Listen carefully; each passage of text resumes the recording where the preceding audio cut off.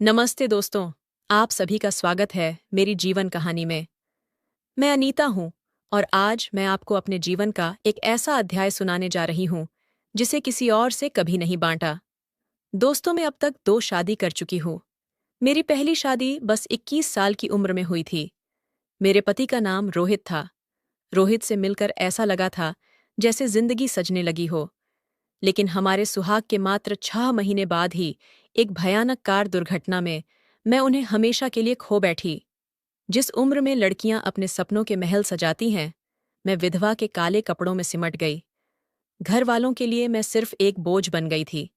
2 साल बीते, मेरे आंसू सूखे नहीं थे कि परिवार वालों ने मेरी दूसरी शादी करने का फैसला किया। मेरे दूसरे पति का नाम राजेश है। राजेश मेरा पति, जो उम्र में मुझसे 24 साल बड़े थे। इसका मतलब वो अभी जवान नहीं था, उसकी उम्र बहुत ज्यादा थी, जिस वजह से वो मुझे कभी वो खुशी नहीं दे पाते जो एक नई नई दुल्हन को चाहिए होता है। उनके साथ मेरे नए जीवन की शुरुआत हुई। एक प्रतिष्ठित व्यापारी, बड़ा बंगला, पैसे की कोई कमी नहीं, लेकिन मेरी आत्मा के खाली कोनों को भरने वाला कोई नहीं था। मेरी माँ हमेशा कहती, अनीता बेटी, तुम्हारे लिए तो भाग्यशाली हो कि राजेश जी जैसे अच्छे घराने में दूसरी शादी हो गई। लेकिन वो क्या जाने कि सोने के पिंजरे में भी पंछी घुटन महसूस करता है। राजेश मेरा पति अक्सर काम में व्यस्त रहते। रात को घर आते तो बस खाना खा लिया पूछकर अपने कमरे में चले जाते। कभी कभी तो महीनों विदेश यात्रा पर रहते। उनके होते हुए भी मैं अकेली थी। एक औरत की जो शारीरिक और भावनात्मक जरूरतें होती हैं, उन्हें कौन समझे। घर में काम के लिए सविता आंटी थीं।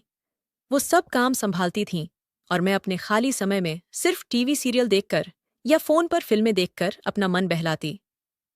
जिंदगी ऐसे ही चल रही थी जब अचानक सब कुछ बदल गया।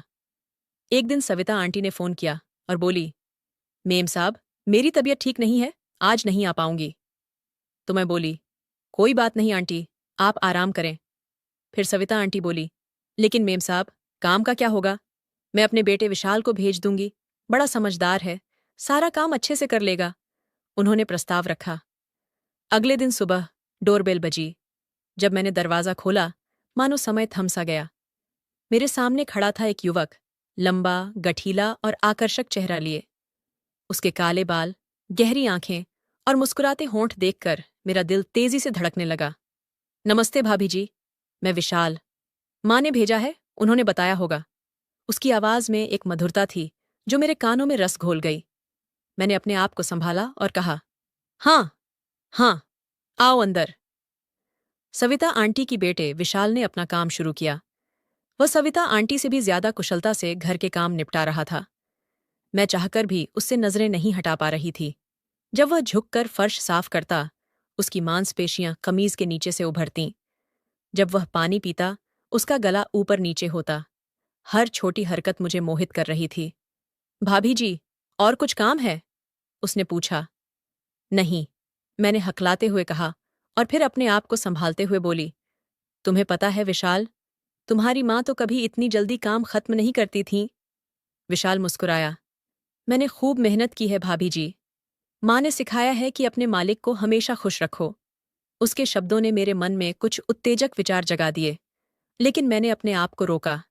धीरे धीरे विशाल रोज आने लगा। सविता आंटी की तबीयत में सुधार नहीं हो रहा था। मेरे लिए ये आशीर्वाद था। मैं सुबह जल्दी उठने लगी, अपने बाल संवारने लगी, थोड़ा मेकअप करने लगी, सिर्फ विशाल के आने से पहले तैयार होने के लिए। मैंने अपने कपड़ों पर भी ध्यान देना शुरू किया। कभी गहरी गर्दन वाला सूट, कभी पीठ खुली हुई कुर्ती। मेरी नजरें हमेशा उसकी प्रतिक्रिया देखने के लिए तरसतीं, लेकिन विशाल, जैसे किसी देवदूत की तरह, हमेशा सम्मान से पेश आता। एक दिन मेरे पति ने बताया, अनीता, मुझे 2 हफ्ते के लिए सिंगापुर जाना है। एक बड़ा प्रोजेक्ट मिला है। मेरा दिल एक पल के लिए धड़का और मन ही मन में सोची, 2 हफ्ते, विशाल के साथ अकेले। मेरे पति ने आगे कहा, वैसे यह लड़का विशाल कैसा है? सविता आंटी के बेटे के बारे में तुमने बताया था। मैंने अपनी भावनाओं को छिपाते हुए कहा, हाँ, बहुत अच्छा काम करता है, सारा घर चमका देता है। मेरे पति राजेश ने मुझे देखकर कहा, अकेली रहोगी इसलिए थोड़ा चिंता है, पर यह लड़का है तो कोई डर नहीं। उस रात मैं सो नहीं पाई। मेरे पति के जाने के बाद क्या होगा, इसी सोच में डूबी रही। अगले हफ्ते मेरे पति चले गए। पहली बार मुझे उनके जाने का दुहक नहीं था। विशाल आया और उसने घर के काम में लग गया। मैंने उसे अपनी ओर आकर्षित करने के लिए हर तरीके आजमाए। कभी उसे कॉफी मंगवाती, कभी कहती कि मेरे कमरे में पंखा ठीक करे। मेरे कपड़े और अधिक आकर्षक और उत्तेजक हो गए थे। एक शाम मैंने हिम्मत जुटाई और विशाल से कहा, तुम बहुत अच्छे हो विशाल, तुम्हारे साथ बात करते हुए अच्छा लगता है। विशाल ने मुस्कुराते हुए कहा, आप भी बहुत अच्छी हैं भाभी जी। मुझे भाभी जी मत कहो, सिर्फ अनीता कहो। मैंने धीमे से कहा। विशाल असहज हो गया। जी वो, मैं, वह हकलाने लगा। मैंने उसके करीब जाकर कहा, क्या तुम समझते नहीं विशाल, मैं अकेली हूं, तुम अकेले हो। क्यों ना हम। ये सुनते ही विशाल ने एक कदम पीछे हटते हुए कहा, भाभी जी, ये ठीक नहीं है। मैं यहां सिर्फ काम करने आया हूं। वह कमरे से बाहर चला गया और मैं सिर्फ देखती रह गई। मेरे अंदर का तूफान और भड़क उठा। मैंने इतनी हिम्मत जुटाकर अपने दिल की बात कही थी और उसने मुझे ठुकरा दिया। फिर भी मैंने हार नहीं मानी। अगले दिन से मैंने अपनी कोशिशें और बढ़ा दीं। मैं जानती थी कि विशाल भी मुझसे आकर्षित है, बस उसे अपने भावनाओं को स्वीकार करने की हिम्मत नहीं है। हर दिन, हर पल मेरा दिल सिर्फ विशाल के लिए धड़कता। मैं उसकी हर हरकत पर नजर रखती, उसके चेहरे पर आती हर भावना को पढ़ने की कोशिश करती। मेरी चाहत थी कि वह स्वेच्छा से मेरे पास आए, मुझे अपनाए। मैंने अपनी सारी शर्म त्याग दी थी और अब मैं एक ऐसे मोड़ पर थी जहां पीछे मुड़ने की कोई राह नहीं थी। विशाल मेरे लिए सिर्फ एक शारीरिक आकर्षण नहीं था, वह मेरे अकेलेपन का साथी था, मेरी आत्मा का पूरक था। लेकिन विशाल हर बार मेरे प्रयासों को नजरअंदाज करता। वह मुझसे दूरी बनाने लगा था। जब भी मैं उसके करीब जाती, वह कोई न कोई बहाना बनाकर वहां से चला जाता। एक दिन मैंने अंतिम प्रयास किया। मैंने उसे अपने बेडरूम में बुलाया, फिर धीरे से कहा, विशाल, मैं बहुत तन्हा हूं। मेरा पति मुझसे प्यार नहीं करता। मुझे प्यार और सहारे की जरूरत है। क्या तुम मुझे वह नहीं दे सकते? विशाल चुपचाप खड़ा रहा। उसकी आंखों में एक अजीब सा संघर्ष दिखाई दे रहा था। मेरी सांसें तेज हो गईं। क्या इस बार वह हाँ कहेगा? लेकिन विशाल ने सिर्फ इतना कहा, भाभी जी, मैं आपका सम्मान करता हूं, लेकिन यह सही नहीं है। और वह कमरे से बाहर चला गया। मैं हताश थी। मैंने अपने आप को इतना गिराया था, फिर भी विशाल ने मुझे ठुकरा दिया। मैं अपने बिस्तर पर गिरकर रोने लगी। क्या मैं इतनी बुरी हूं? क्या मेरे अंदर कुछ ऐसा है जो किसी को भी नहीं भाता? लेकिन मेरे अंदर की आग अभी भी धधक रही थी। मैं विशाल को पाना चाहती थी, किसी भी कीमत पर। मुझे नहीं पता था कि कैसे, लेकिन मैं हार मानने वाली नहीं थी। अगले दिन से मैंने अपना रवैया बदल दिया। मैंने उससे सीधे कुछ नहीं कहा, बल्कि अपने व्यवहार से उसे यह एहसास दिलाने लगी कि मैं उसके बिना अधूरी हूं। मैं कभी कभी उदास दिखती, कभी खुश। उसके सामने ऐसे कपड़े पहनती जो उसके मन में हलचल मचा दें। विशाल अब असहज महसूस करने लगा था। मैं जानती थी कि वह भी मेरी ओर आकर्षित है, लेकिन अपने सिद्धांतों के कारण दूर रह रहा है। मेरे मन में एक नई योजना आकार ले रही थी। अब मैं उस युवक को अपना बनाकर ही रहूंगी। एक रात मुझे नींद नहीं आ रही थी। मेरे मन में विशाल के प्रति बढ़ते आकर्षण ने मुझे बेचैन कर दिया था। अचानक मेरे मन में एक विचार आया, शायद अगर मैं उसकी मदद मांगूं तो वह मेरे करीब आएगा। मैंने अपने आप को साधारण कपड़ों में ढका और रात के सन्नाटे में सीढ़ियों की ओर बढ़ी। मेरा कमरा ऊपरी मंजिल पर था, जबकि विशाल नीचे नौकरों के कमरे में रहता था। जैसे ही मैं सीढ़ियों से उतर रही थी, मेरा पैर वास्तव में फिसल गया और मैं गिरने लगी। आह!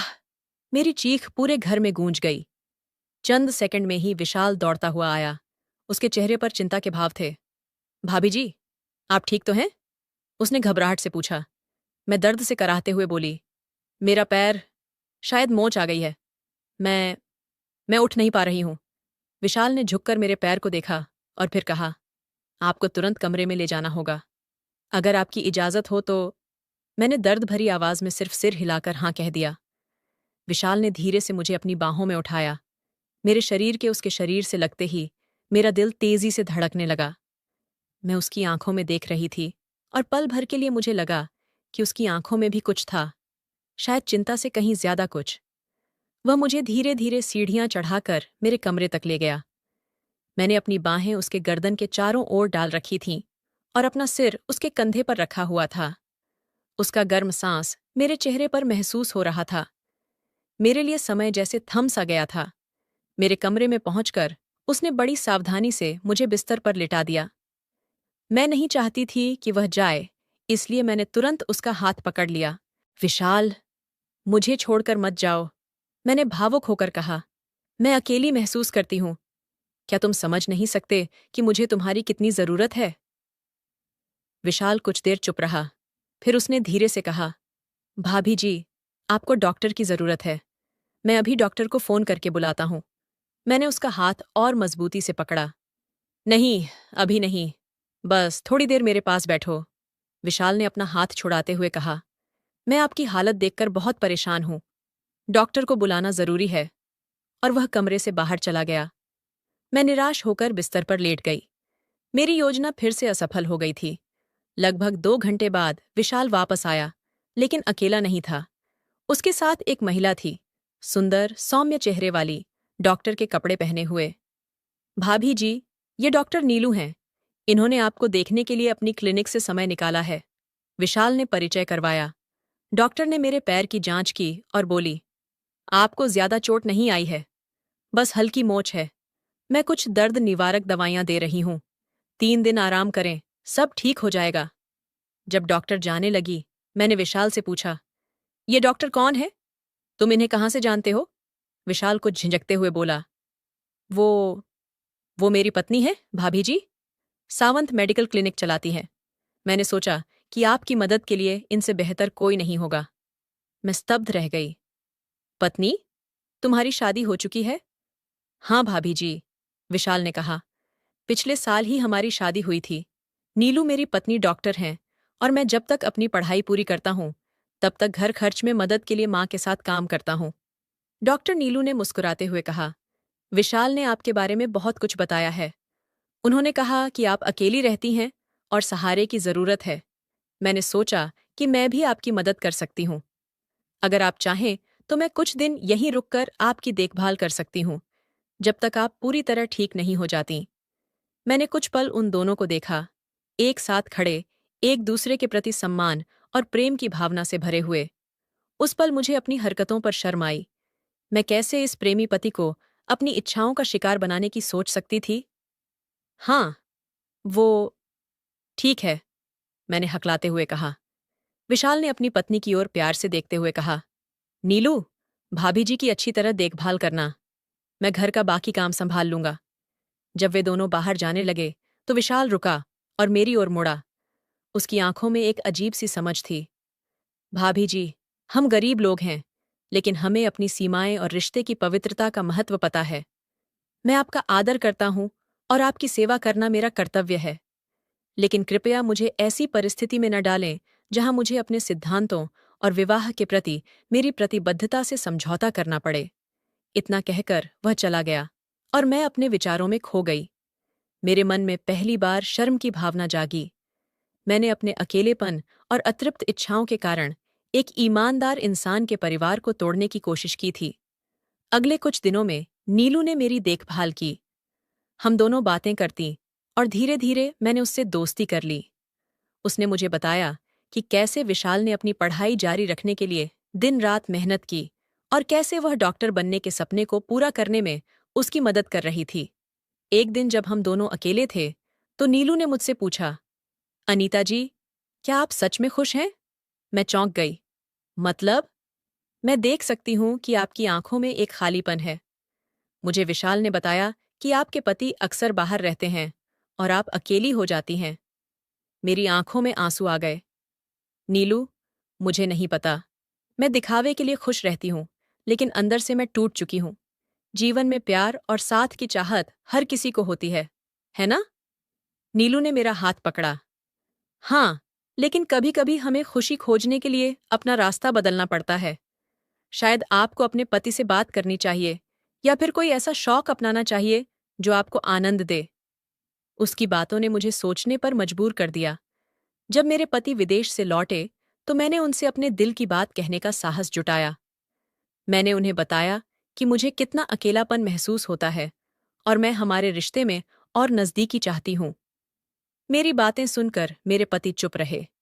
फिर उन्होंने कहा, अनीता, मुझे माफ़ करना। मैं इतना व्यस्त था कि मैं तुम्हारी भावनाओं को समझ नहीं पाया। शायद हमें एक छुट्टी पर जाना चाहिए, एक दूसरे को फिर से जानने के लिए। विशाल और नीलू ने मुझे एक महत्वपूर्ण सबक सिखाया था। सच्चा प्रेम धैर्य और समझदारी से आता है, किसी आकर्षण या शारीरिक इच्छा से नहीं। आज जब मैं अपने अतीत के बारे में सोचती हूँ, तो मुझे शर्मिंदगी होती है कि मैंने एक क्षणिक आकर्षण के लिए अपनी मर्यादा खोने की कोशिश की थी। लेकिन साथ ही मुझे गर्व भी है कि मैंने अपनी गलतियों से सीखा और अपने जीवन को सुधारने का प्रयास किया। अब मैं और राजेश जी एक दूसरे को बेहतर समझते हैं। हमारे बीच दूरियां कम हो गई हैं और मैंने अपने जीवन में नई खुशियां ढूंढ ली हैं। पेंटिंग, संगीत और सामाजिक कार्य। विशाल और नीलू अब भी हमारे जीवन का हिस्सा हैं। नीलू मेरी अच्छी दोस्त बन गई है और विशाल अब हमारे घर में पूर्णकालिक काम नहीं करता, बल्कि मेडिकल की पढ़ाई कर रहा है, जिसमें राजेश जी ने उसकी मदद की है। जीवन में प्यार कई रूपों में आता है। कभी कभी हमें बस अपनी आंखें खोलकर देखने की जरूरत होती है कि वह हमारे आसपास ही है। तो दोस्तों, यह थी मेरी कहानी, एक अधूरी प्यास की कहानी, जिसने मुझे जीवन का महत्वपूर्ण पाठ सिखाया। हर इच्छा पूरी नहीं होती, लेकिन हर अधूरी इच्छा एक नई शुरुआत का मौका दे सकती है। तो दोस्तों, आपको यह कहानी कैसी लगी? कृपया अपने विचार साझा करें। अगर आपको यह कहानी पसंद आई, तो इसे लाइक और शेयर करें। ऐसी ही और कहानियों के लिए हमारे चैनल को सब्सक्राइब करें और बेल आइकन दबाना न भूलें। धन्यवाद।